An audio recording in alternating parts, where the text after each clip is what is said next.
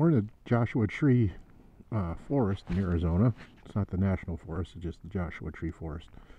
So, folks that aren't in the desert, some weird stuff. This is a Joshua tree.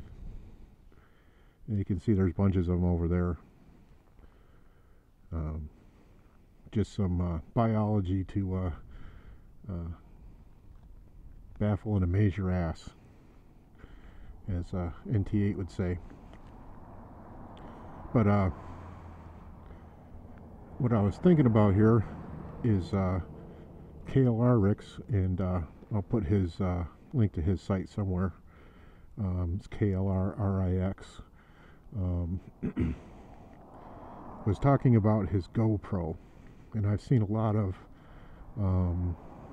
back and forth on GoPro versus drift, and GoPro's better quality video and sound and whatnot. And I'm not disparaging any of that. It's just what I think about GoPro versus drift. I personally have a drift, and the reason why I purchased the drift is basically it seems to be a cheaper system to accessorize. It's easier input in and out to run.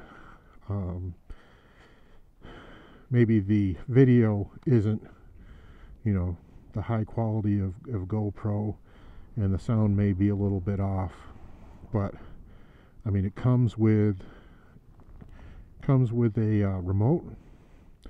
Even the Ghost comes with a remote that lights up, tells you what you're doing. The side of the drift has a screen on it that shows you what you're filming. It's got a menu on it that's very easy to operate. It's a very tactile, I guess you would say, intuitive menu system. Something that you would find on just about any electronic device. Very easy to use. Where I see the GoPros, you've got that little LCD window. There's no screen on the back, and it doesn't come with a remote. So, you've got to pay $80 for a remote. You've got to pay $80 for a backpack. And then once you get the backpack, you've got to get the bigger case for it.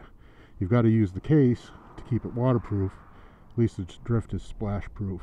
If you want to replace the remote on the drift, it's $19. You don't have to pay for any screen. It already comes with it. Most of the camera mounts and the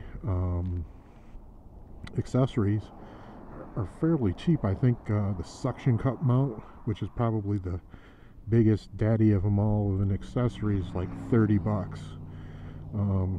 They just came out with a thing for their time lapse. So when you do a time lapse, you can do a panoramic time lapse. So you screw this thing onto your mount, which another thing which is nice about these is it just uses a 1/4 inch mount that you can use on any type of camera mount. But back to the time lapse thing.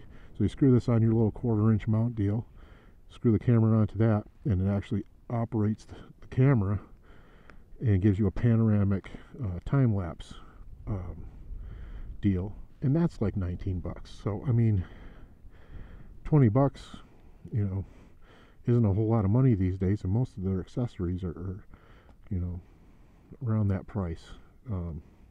Like I said, it's easy to operate. The mounting systems are pretty simple, and you don't have to use a plastic case. I mean, I don't have to worry about rain or whatever too much, although it does rain here.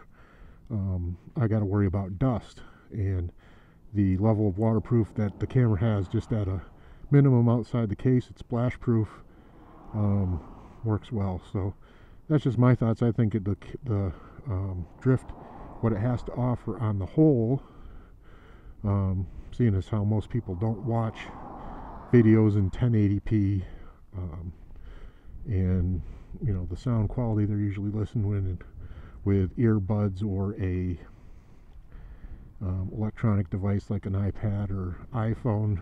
Um, the sound quality doesn't need to be, you know, um, theater quality or whatever. So um, I'm just thinking the better value of the two is probably the Drift, even though the GoPro is probably a better camera. Just my thoughts.